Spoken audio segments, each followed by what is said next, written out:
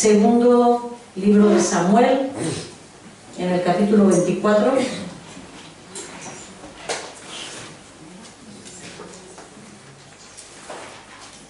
Segundo de Samuel, capítulo 24.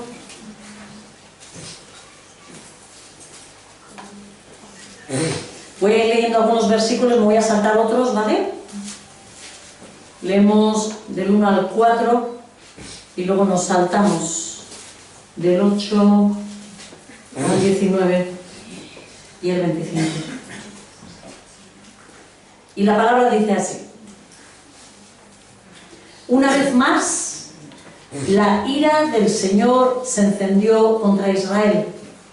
Así que el Señor incitó a David contra el pueblo al decirle: haz un censo de Israel y de Judá. Entonces el rey les ordenó a Joab y a los capitanes del ejército que lo acompañaban: id por todas las tribus de Israel, desde Dan hasta Berseba, y haced un censo militar para que yo sepa cuántos pueden servir en el ejército. Joab le respondió: que el Señor tu Dios multiplique 100 veces las tropas de mi señor el rey y le permita llegar a verlo con sus propios ojos. Pero, ¿qué lleva a mi señor el rey a hacer tal cosa? Sin embargo, la orden del rey prevaleció sobre la opinión de Joab y de los capitanes del ejército, de modo que salieron de su audiencia con el rey para llevar a cabo el censo militar de Israel. Saltamos al versículo 8 porque ahí lo que nos va diciendo es cómo realizan el censo, ¿vale? Cómo van recorriendo las tierras. Al cabo de 9 meses, dice el versículo 8, al cabo de 9 meses y 20 días, y después de haber recorrido todo el país, regresaron a Jerusalén. Joab le entregó al rey los resultados del censo militar. En Israel había 800.000 hombres que podían servir en el ejército y en Judá 500.000. Entonces le remordió a David la conciencia por haber realizado ese censo militar y le dijo al Señor: he cometido un pecado muy grande, he actuado como un necio. Yo te ruego, Señor, que perdones la maldad de tu siervo. Por la mañana, antes de que David se levantara, la palabra del Señor vino al profeta Gad, vidente de David, y le dijo este mensaje: ve a decirle a David, así dice el Señor, te doy a escoger entre estos 3 castigos. Dime cuál de ellos quieres que te imponga. Entonces Gad fue a ver a David y le preguntó: ¿qué prefieres? ¿Que vengan 3 años de hambre en el país? ¿O que tus enemigos te persigan durante 3 meses? ¿O tengas que huir de ellos, y que el país sufra 3 días de peste? Piénsalo bien y dime qué debo de responderle al que me ha enviado, es decir, a Dios. Estoy entre la espada y la pared, respondió David, pero es mejor que caigamos en las manos del Señor, porque su amor es grande, y no que yo caiga en las manos de los hombres. Por lo tanto, el Señor mandó contra Israel una peste que duró desde esa mañana hasta el tiempo señalado, y en todo el país, desde Dan hasta Berseba, murieron 70.000 personas. Entonces el ángel del Señor, que estaba junto a la parcela de Arauna el Jebuseo, extendió su mano hacia Jerusalén para destruirla. Pero el Señor se arrepintió del castigo que había enviado. Basta, le dijo al ángel que estaba hiriendo al pueblo, detén tu mano. David, al ver que el ángel destruía a la gente, oró al Señor: ¿qué culpa tienen estas ovejas? Soy yo el que ha pecado, soy yo el que ha hecho mal. Descarga tu mano sobre mí y sobre mi familia. En ese mismo día, Gad volvió donde estaba David y le dijo: sube y construye un altar al Señor en la parcela de Arauna el Jebuseo. David se puso en camino tal y como el Señor se lo había ordenado por medio de Gad.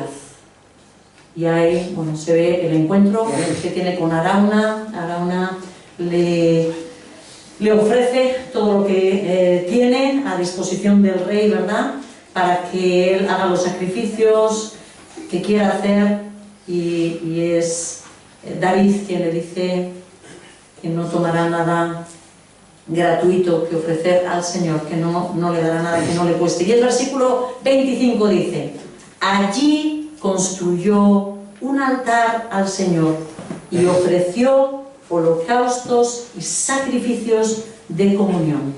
Entonces el Señor tuvo piedad del país y se detuvo la plaga que estaba afligiendo a Israel.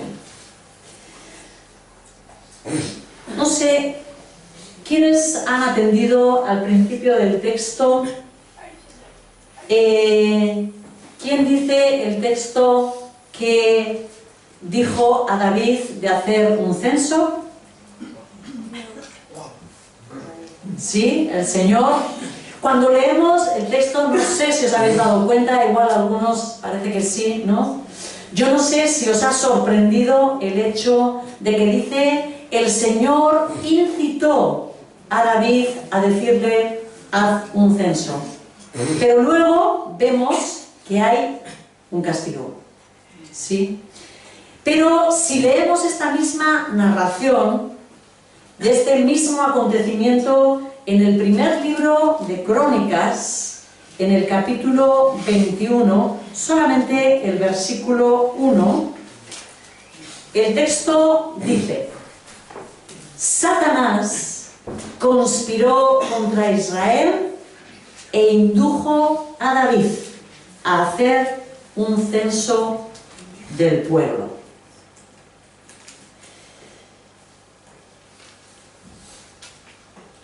¿Será que se contradicen los textos?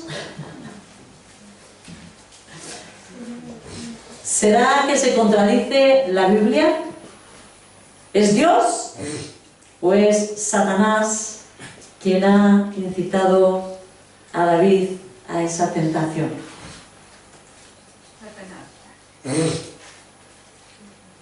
Me gustaría aclarar, en primer lugar, es algo que cuando me daba cuenta, ¿no?, de lo chocante que puede parecer, digamos, esta palabra, creía que debíamos de aclarar esto, ¿no? La palabra, en primer lugar, tenemos que tener muy claro que jamás se contradice.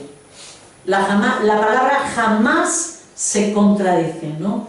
Que cuando haya una aparente contradicción, como, ¿no?, uno puede decir, aquí dice esto, aquí dice lo otro, no, siempre, seguro hay una explicación que puede aclarar por qué un texto lo expresa así una verdad y por qué el otro texto lo expresa de otra forma, ¿verdad? Entonces, para tomar claridad, hay un versículo que venía a mi mente en Santiago, donde dice que Dios no tienta a nadie. Dice: si alguno es tentado, no diga que es tentado de parte de Dios, porque Dios no tienta a nadie, ¿vale? Lo dice en Santiago 1, ¿no? Así que sacamos la conclusión de que él no se dirigió directamente a David, en este caso, no con el objetivo de decir, de alentarlo a pecar, ¿sí? No es Dios el que se acercó a David para alentarlo a pecar, que ese es el objetivo que nuestro enemigo siempre tiene, ¿verdad? Si observamos en el principio del versículo 1 del texto que estamos leyendo, de 2 de Samuel 24, el texto, ¿cómo dice? Dice, una vez más, la ira del Señor se encendió contra Israel. ¿Sí? Vemos que Dios estaba airado contra Israel porque había pecado. Israel había caído en pecado. No nos explica el texto explícitamente cuál es el pecado que había cometido el pueblo.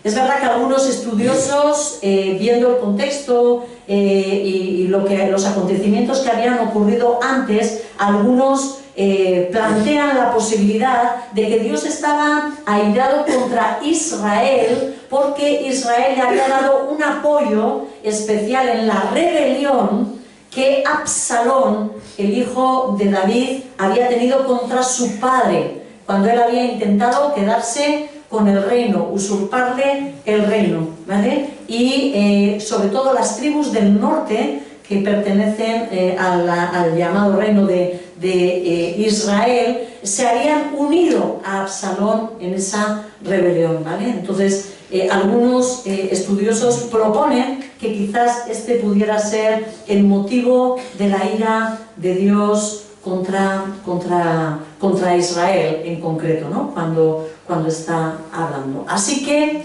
lo que tenemos es una situación, y la cuestión sería que Dios permitió que Satanás tentara a David en un área débil que él sabía perfectamente que David caería. ¿Sí? La situación es por la que el autor del libro de Samuel lo expresa diciendo: Dios dijo a David de esta forma, y Primero de Crónicas nos dice que es Satanás quien incitó. ¿De acuerdo? Entonces, de esa forma, ambos versículos son ciertos, ¿sí? Es Dios quien permite a Satanás que vaya y tiente a David en un área de su debilidad donde Dios sabía perfectamente que David iba a caer. ¿Os sorprende esto? ¿Sí? ¿Os acordáis en la oración del Padre Nuestro, en la última parte? ¿Quién se acuerda, después de haber tenido aquella serie sobre el Padre Nuestro? ¿Quién se acuerda de esa última parte de la oración en ese Padre Nuestro? No nos dejes caer en tentación. ¿Y cómo lo traduce el texto también? No nos metas en tentación. No nos metas en tentación. Que cuando lo leemos a veces nos asustan esas palabras. ¿Cómo que Dios nos mete en tentación? Tiene la misma idea que estamos transmitiendo en este momento, ¿sí? Dios puede permitir que nosotros seamos tentados en un área en nuestra vida en la que Él precisamente permite y da rienda suelta a que Satanás pueda llegar a tentar en nuestra vida, sabiendo que es un área de debilidad y que nosotros por nosotros mismos vamos a caer, ¿sí? Por eso la palabra, y Jesús nos dice que cada día tenemos que decir a Dios: no nos metas en tentación. Alguno pone la cara así con el ceño fruncido. ¿No dice eso la palabra? Dice la palabra, ¿sí? No nos metas. ¿A quién le está diciendo? ¿A Satanás se le está diciendo esa oración? No. ¿A quién se lo dice? A Dios. No nos metas en tentación. Le dice a Dios: no nos metas en tentación. Es decir, no permitas, Padre, que no sea necesario, Señor, que yo tenga que ser tentado y probado en algún área de mi vida, porque estoy siendo muy débil. ¿Sí?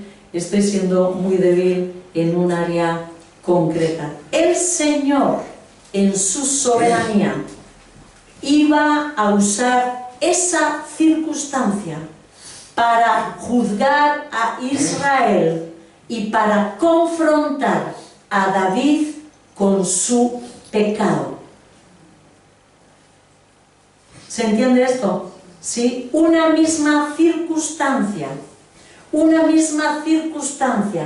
iba a servir para juzgar a Israel y para revelar a David dónde estaba su corazón y que estaba en pecado. ¿Sí?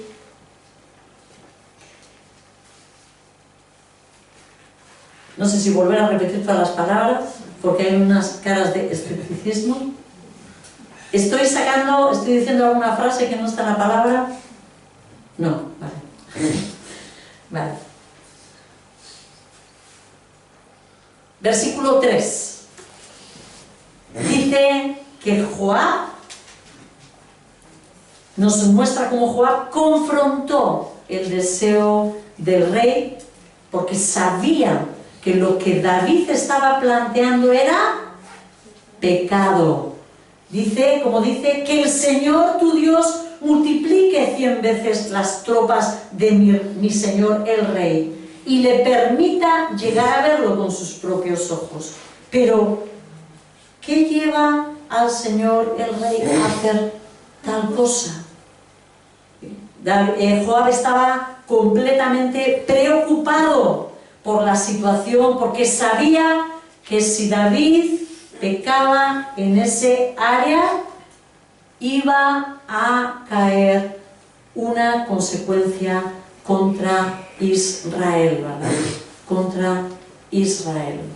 Solo se debía hacer un censo cuando Dios explícitamente lo ordenaba. Vemos varios censos, ¿sí? Números se llama así porque precisamente hay un montón de números en ese libro, ¿no? Comienza precisamente con esa cantidad de números, y de tal tribu había tantos, y de tal tribu. ¿Por qué? Porque Dios en su momento había pedido Él que se hiciesen los censos, ¿sí? ¿Cuándo lo pidió? Cuando el pueblo salió de Egipto, cruzó el mar, se asentó en el Sinaí. Entonces Dios dijo a Moisés: haz un censo, ¿sí? Y ahí supo cuáles eran las tribus, se recogieron muchos nombres, ¿verdad? Y eso les ayudó a organizarse también, incluso militarmente, al pueblo. Otro momento en el que Dios volvió a pedir que se hiciese un censo. ¿Os viene alguno a la cabeza? En Belén. Sí, pero ese ya no era Dios el que lo había pedido, ¿verdad? Ese era el César, ¿no? Sí. Después de la deportación, cuando vuelven a Israel. Después de la deportación, no, justo antes de entrar en la tierra prometida. Justo antes de entrar en la tierra prometida, el Señor les vuelve a pedir que hagan un censo. Porque Él había prometido que ninguna de las personas que habían cruzado el mar, que habían sido salvadas de Egipto, entrarían en su tierra prometida. ¿Os acordáis? ¿Excepto quién? Josué y Caleb, las dos únicas personas que creyeron. ¿Cuántas vueltas tuvo que dar el pueblo por esa incredulidad? 40 años. Estaban al sur de la tierra. Podían haber tardado un día en entrar. Y Dios los tuvo 40 años. ¿Para qué? Para que muriera su pueblo y sus hijos.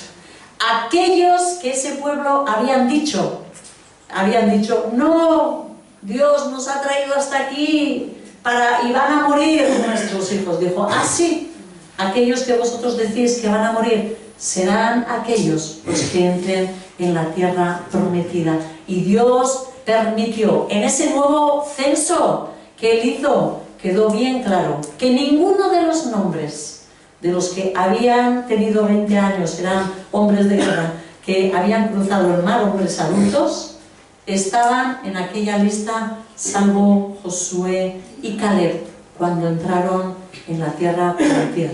Pero bueno, es un tema de censo, ¿sí? Dios cumplió su palabra. Les tenemos aquí ahora a David queriendo hacer un censo, pero dice la palabra que eso era pecado. ¿Por qué era pecado? ¿Qué tiene de malo hacer un censo? No estaba confiando en el Señor. ¿No estaba confiando en el Señor? Como que quería medir el poder del Señor. Quería medir su poder. Quería medir su poder. David había caído en el orgullo. David había caído en ese pecado de la autosuficiencia. ¿Sí? Ese censo le iba a llevar a comprobar cuál era el potencial, cuál era el poder que su reino tenía, y así de alguna forma confirmarse a sí mismo la estabilidad de su reino. ¿Cuántos somos? ¿Cuál es mi potencial? Eso es lo que había en el corazón de David, que le llevó a pedir ese censo, ¿no? Me sorprendía que un David humilde, que un David confiado en Dios, cuando se enfrentó con Goliat, en el nombre del Señor, cae ahora en el deseo de ver cuál es su ejército y sentirse seguro o temeroso, ¿no? Según el resultado. De haber sido un muchacho que creía, que había vivido, que había disfrutado de la protección del Dios de los cielos, fuera quien fuese su enemigo, aunque fuese aquel enorme gigante, ¿sí? Acabó pensando en que su propia fuerza, o que la fuerza de aquellos hombres formados, hombres de guerra que él tenía, podría darle la estabilidad a su vida y a su reino. Es una situación triste, ¿verdad? Pero nosotros no podemos decir: a mí eso nunca me va a pasar, ¿verdad?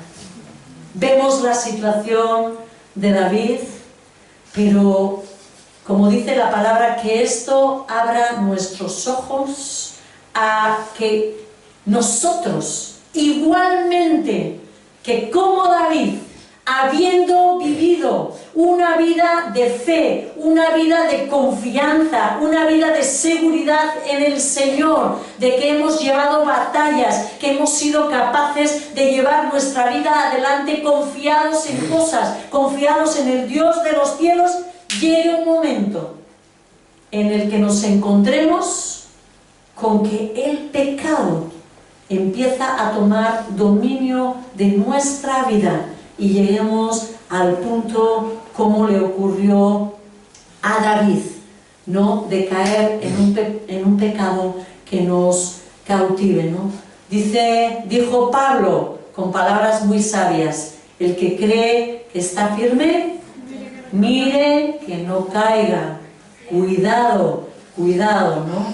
Él decía: no castigo mi cuerpo, no vaya a ser que yo, habiendo sido heraldo para otros, llevando a los demás a salvación, no venga yo a no llegar a llevar mi carrera firme, ¿no? Y ser descalificado. La realidad es que no hemos cometido determinados pecados, probablemente porque el Señor nos ha guardado y no nos ha permitido vivir determinadas circunstancias.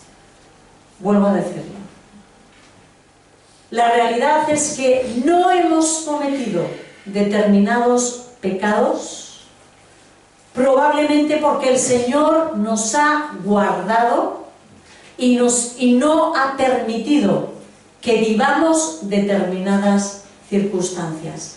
Porque si las viviéramos, solo Dios sabe, ¿no?, a dónde podría haber llegado nuestro corazón y si en este momento estuviéramos completamente cautivos por algún pecado, ¿no? David había pasado de ser un muchacho, yo lo veía humilde, incluso discriminado por su familia. ¿Os acordáis cómo le acusaba a su hermano? esas palabras cuando David llegó al lugar de la batalla. ¿Alguien recuerda el texto? Como su hermano dice, pero tú ¿quién te crees que eres? ¿Tú a qué has venido? Sí, o sea, cómo lo menospreciaba, ¿verdad? O cómo, ¿os acordáis cuando estaba Samuel buscando a aquella persona que Dios quería ungir? Llegó a donde la familia de Isaí y ahí estaban los hermanos, todos los hermanos, ¿verdad? Bueno, 7 hermanos. Sí, y fue mirando uno a uno y Dios diciendo, este no es. Y este señor tiene una pinta muy fuerte. Y este tampoco es. Y este tampoco es. A Isaí ni se le pasó por la cabeza que tenía otro hijo. Así que tampoco le daba demasiada importancia. ¿Para qué le servía ese hijo que él tenía? Para cuidar las ovejas. ¿Sí? Y tuvo que ser Dios quien le dijo a Saúl, pregúntale a ver si no tiene algún otro, ¿vale? Porque el propio padre ni se le pasó por la cabeza, ¿verdad? Así que este David, que seguramente había recibido rechazo de su familia, ¿no? Que cuando el rey le habló, ¿no? Cuando el rey le habló, él se presentó como diciendo, ¿quién soy yo? ¿Quién es mi familia? Se ve que él tenía actitudes, vamos a decir, de humildad, ¿no? Delante o pudiendo en la posibilidad de trabajar. Incluso para el rey había llegado su corazón a esta circunstancia, ¿no? Quizás en tu vida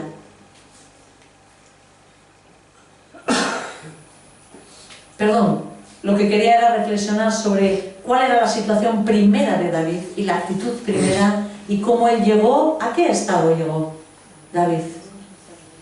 ¿Cuál era la situación en el momento en el que hizo el censo? Que era el rey. ¿Era el rey de su tribu? Era el rey de toda la nación. No solamente era rey de Judá, sino que era en ese momento rey de toda la nación. Y no solo eso, sino nos dice la palabra que los reinos de alrededor acabaron sometiéndose a David. ¿Sí?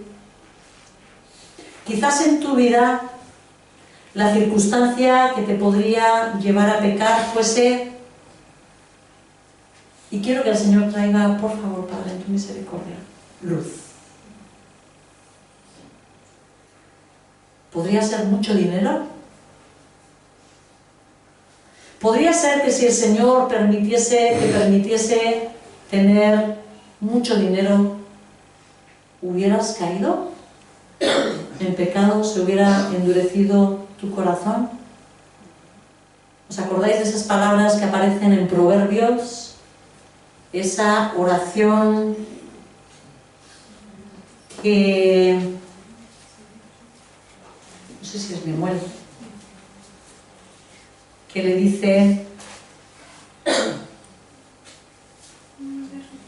eso es... no, es Agur.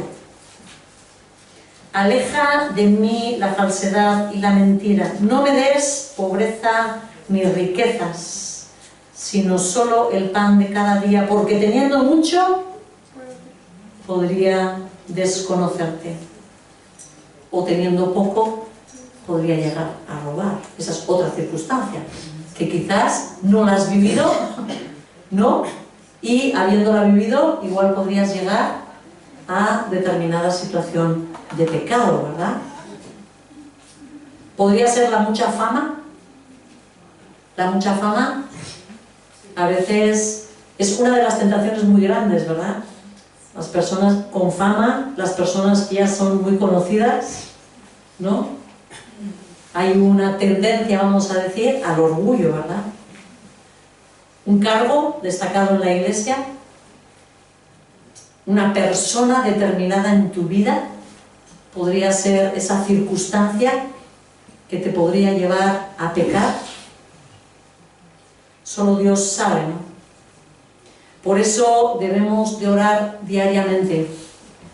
No nos dejes caer o no nos metas en tentación, ¿verdad? La desobediencia de David trajo el juicio ¿a quién?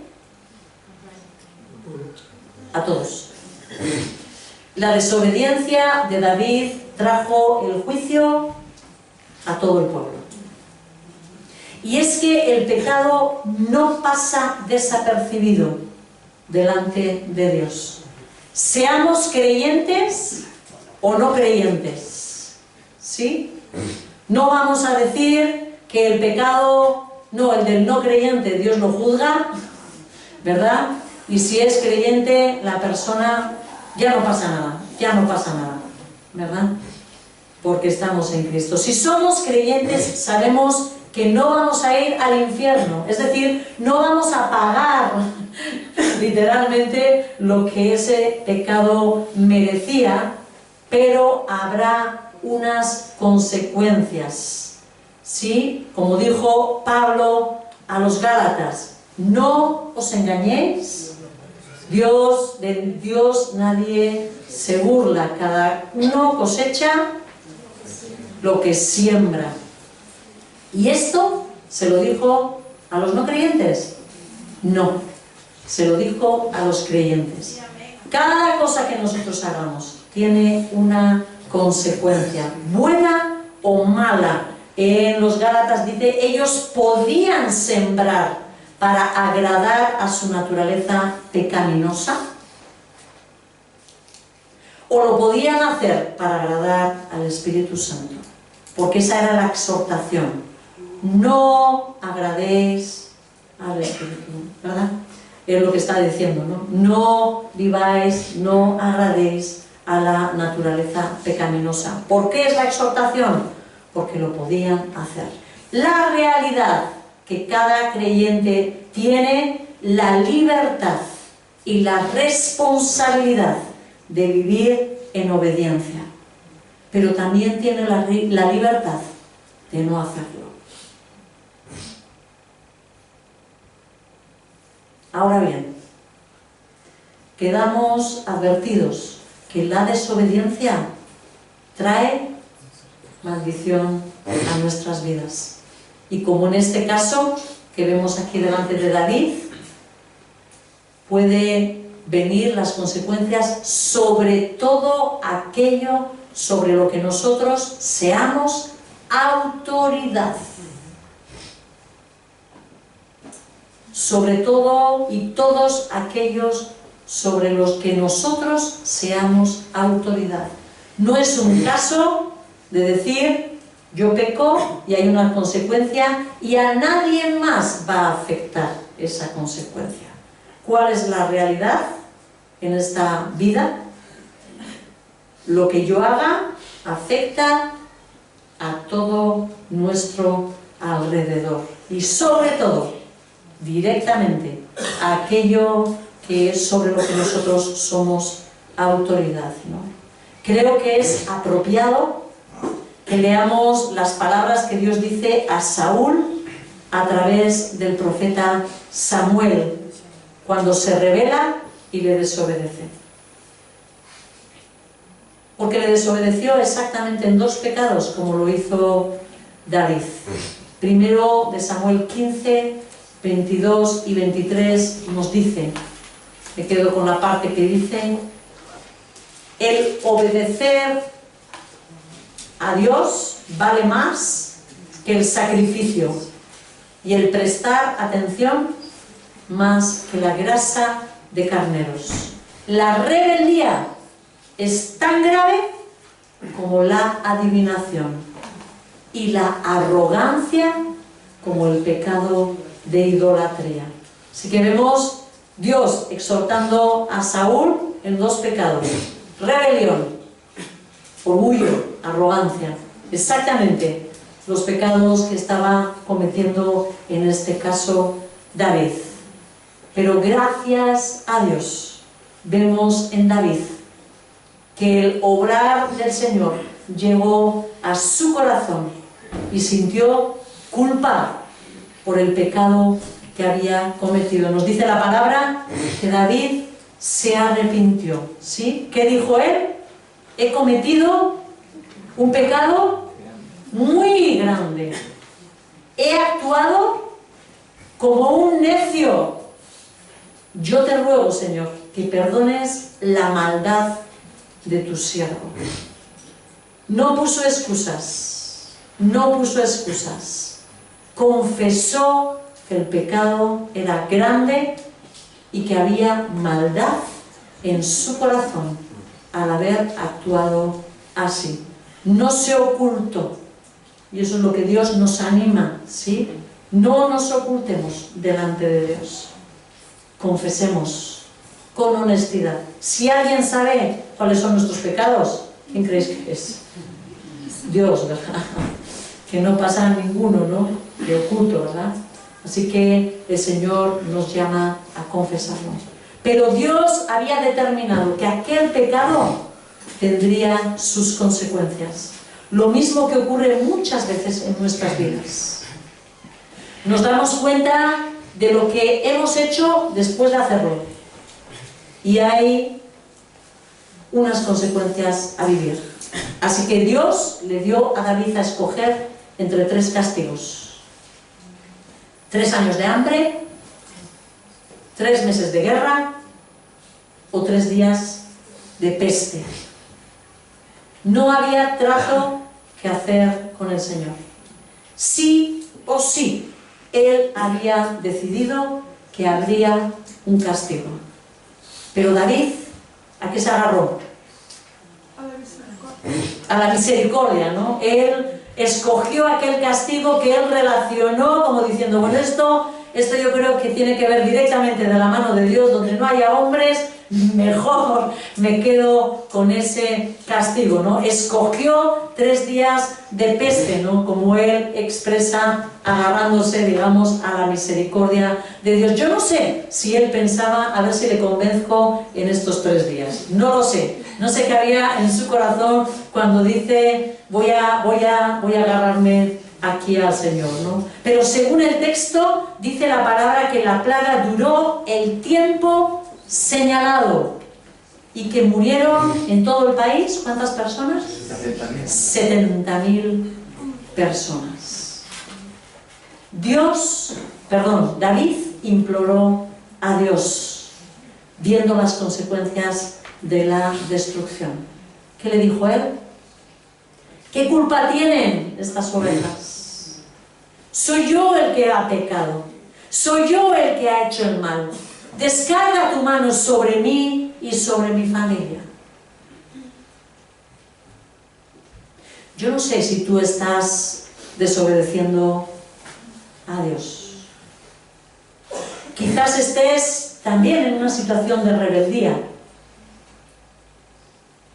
Puede ser que Dios te está pidiendo determinadas cosas a hacer, que tú te estás negando, ¿no? O a veces que le dices, sí Señor, yo lo voy a hacer, ¿no? Cuando sientes que Él te está llamando a algo. Y después, no lo haces. Y no estoy hablando, que podría ser también, que yo, cada uno sabe su vida, ¿verdad? No estoy hablando de decir, me voy o ando en fornicación o lo que sea, ¿no? Puede ser que el Señor te está diciendo, quiero que tomes mi palabra todos los días. Quiero que te acerques a mi presencia y tengas un tiempo para escucharme a mí cada día, ¿no? O pueda ser que el Señor te esté llamando a ofrecer algún tipo de ayuda a alguien. Ayuda, tal persona te necesita, ¿no? Y quiere de ti una disposición. Pueda ser que el Señor te esté llamando a discipular, a ayudar a alguien en los caminos del Señor, ¿no? Pueda ser que te esté llamando a interceder por tus hijos y a tomar una disciplina de intercesión por tus hijos. O quizás te pide precisamente lo contrario, que dejes, que abandones, que dejes de practicar cosas que no debes. Todo esto son órdenes del Señor. Y el no hacerlas, ¿qué es? Pecado, es rebeldía. Es desobediencia, ¿no? Yo no sé si el Señor te está queriendo quitar de cosas que tú ahora estás practicando, ¿no? Quizás estás viendo pornografía, quizás pasas demasiado tiempo en el móvil, o en la tele, o en las series, yo qué sé, ¿no? Quizás estás consultando a horóscopos, por no decir más, ¿no? Igual te vas de fiesta, igual estás con personas que en el fondo de tu corazón tú sabes que te están alejando de Dios. Y no quieres dejar esas compañías porque te sientes muy bien con ellas, pero sabes que hay un fruto en tu alma y que Dios te está diciendo, apártate, apártate. No te enfades con Dios. No te enfades con Dios. Cuando veas que eso que estás haciendo o dejando de hacer trae problemas a tus hijos, a tus empleados, a tus inquilinos, a lo que tú seas autoridad. No te enfades con Dios. No te levantes contra Él diciendo, esto es una injusticia, yo soy el que he pecado. Porque te aviso que la palabra deja muy claro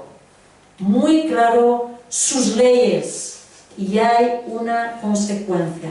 Quizás incluso aquellos sobre los que igual no eres tú directamente autoridad, pero va a influir tus padres, tus hermanos, tus familiares, quizás hasta tus vecinos, sufren consecuencias por tu pecado. Hay leyes espirituales que están establecidas por Dios y esta es una de ellas. La palabra dice que Dios visitará la maldad de los padres en los hijos, en los nietos y en los bisnietos. Tercera y cuarta generación, nietos y bisnietos.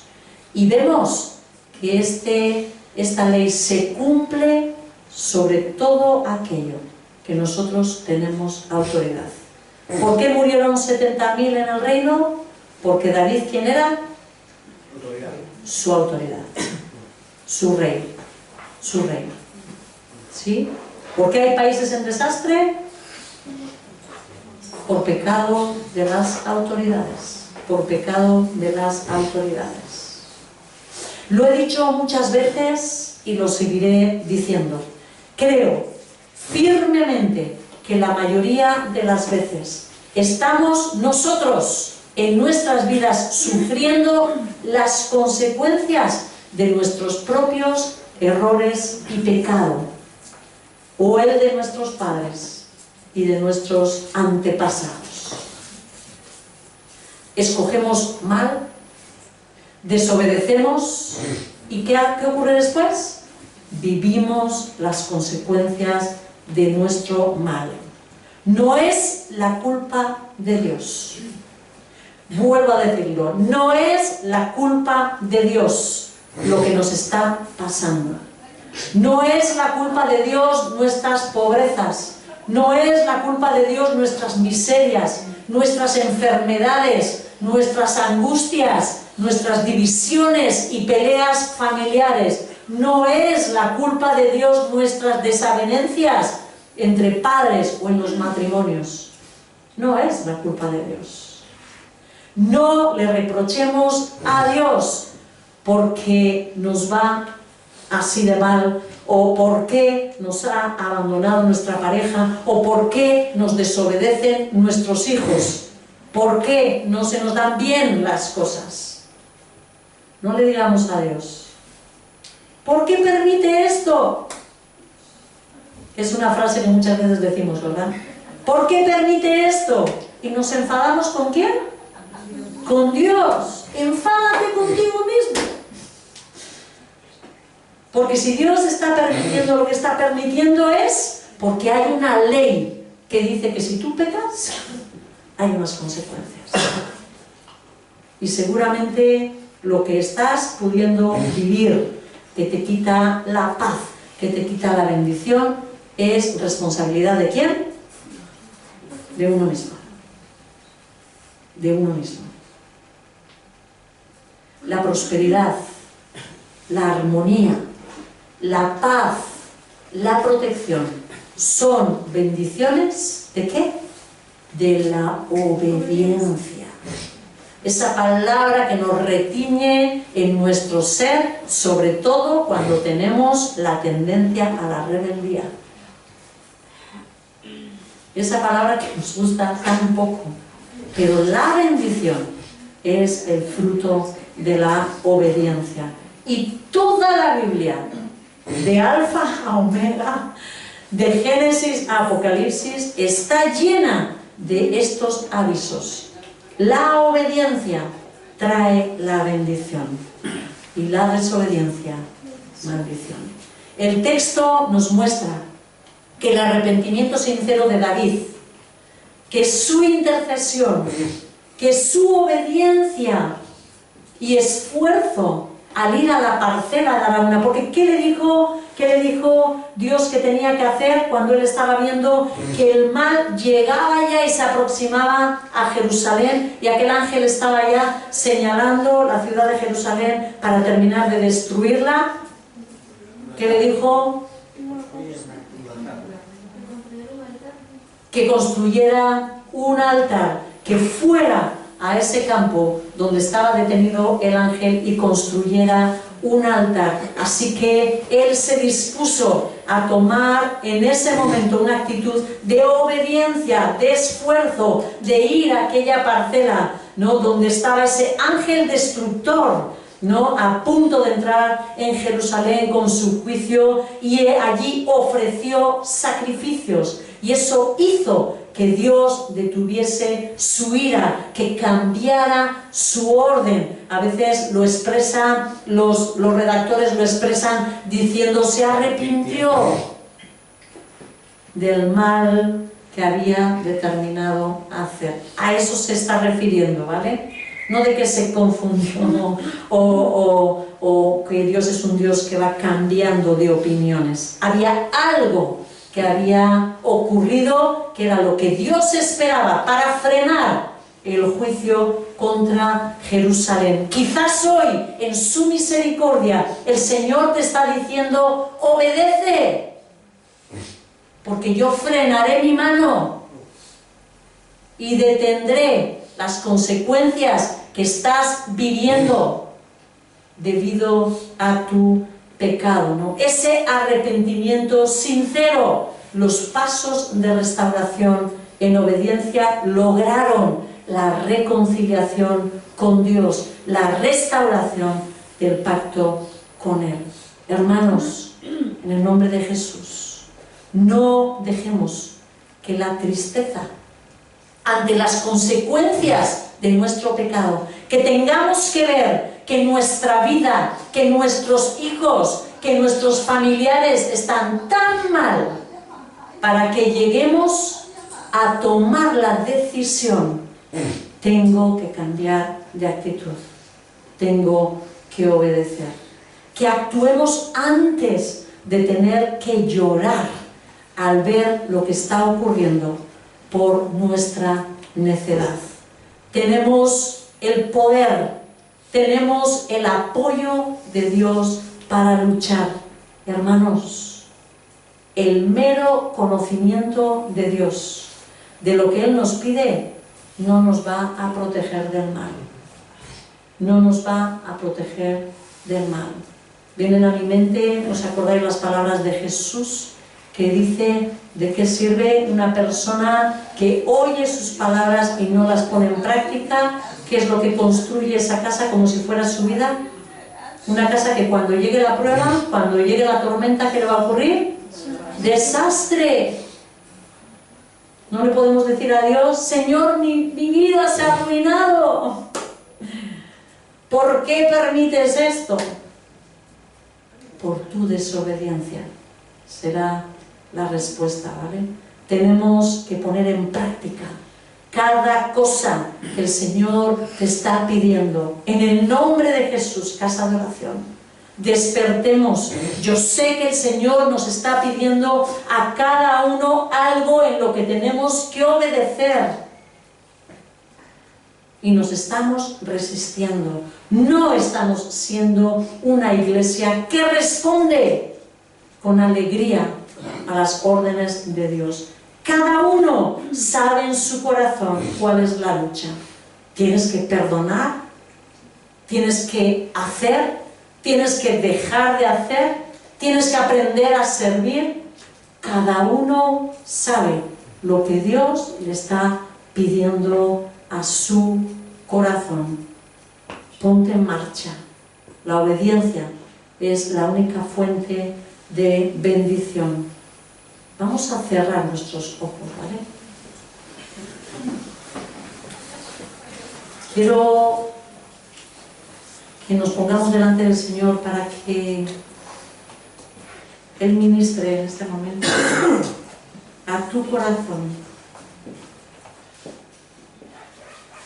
Hermano, hermana, visita que estás aquí.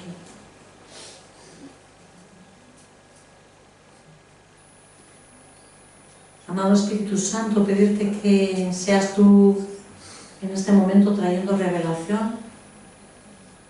Señor, habla al corazón de cada una de las personas que están aquí. Por favor, abre sus ojos espirituales para que ellos vean las consecuencias que están viviendo de aquello que es desagradable para ti.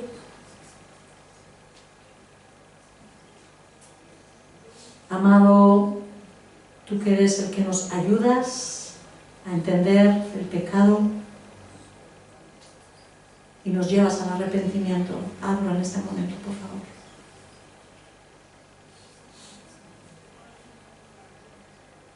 Quiero que veas la situación de tu vida, quizás de tu casa, de tus hijos, de tu matrimonio, de tus padres.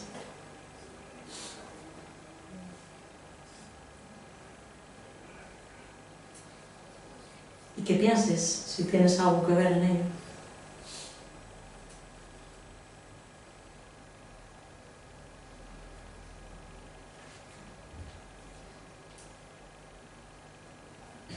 Y si quieres, te unes conmigo a esta oración. Señor y Dios, te pedimos perdón en esta mañana, Señor, por la negligencia en nuestros corazones, por nuestra falta de esfuerzo, Señor, en aquello que tú estás demandando de nuestras vidas. Clamamos en el nombre de Jesús que tú nos ayudes a entender y a ver que la ley es así, que hay una consecuencia. Ayúdanos, Señor, a tomar las fuerzas, Señor, tomar la determinación en nuestro corazón, Señor, de dejar de caer en ese pecado que cometemos o por no hacer lo que debemos de hacer. Señor, ayúdanos, oh Dios, a perdonar. Ayúdanos, bendito Dios, a disponer nuestro tiempo para tu servicio, para el amor y la ayuda a nuestros hermanos. Ayúdanos, bendito Dios, a dejarnos de perezas. Ayúdanos, bendito Señor, a poder apoyarnos los unos en los otros. A estar dispuestos, Señor, a hacer misericordia, a estar dispuestos a pasar por alto la ofensa que nos hacen. Señor y Dios, prepara nuestros corazones, ayúdanos a amar de verdad, a buscar la paz en nuestro matrimonio, con nuestros hijos. Ayúdanos a esforzarnos, a levantarnos, a clamar por los demás, como tú nos has pedido, Señor. Ayúdanos, bendito Dios. Ayúdanos, bendito Dios. Pon, Señor, en nuestros corazones una determinación firme, Señor. La decisión de dar ese paso de obediencia. Háblanos con fuerza, Señor. Que no escapemos, que no cerremos nuestros oídos, Señor. Que no cerremos nuestros oídos. Que en esta mañana, Señor, tomamos la determinación de venir a ti en arrepentimiento, de ofrecerte ese sacrificio de alabanza que confiesa tu nombre, Señor, y decidir que daremos los pasos, que nos esforzaremos, que haremos aquello, Señor, que tú nos estás llamando a hacer. Señor y Dios, tuya sea la gloria, Señor. Tuya sea la gloria, Señor. Tuya sea la gloria, Señor. Ten misericordia de nosotros, Señor. Ayúdanos, Dios. Ayúdanos, Señor. Te necesitamos. En el nombre de Cristo Jesús.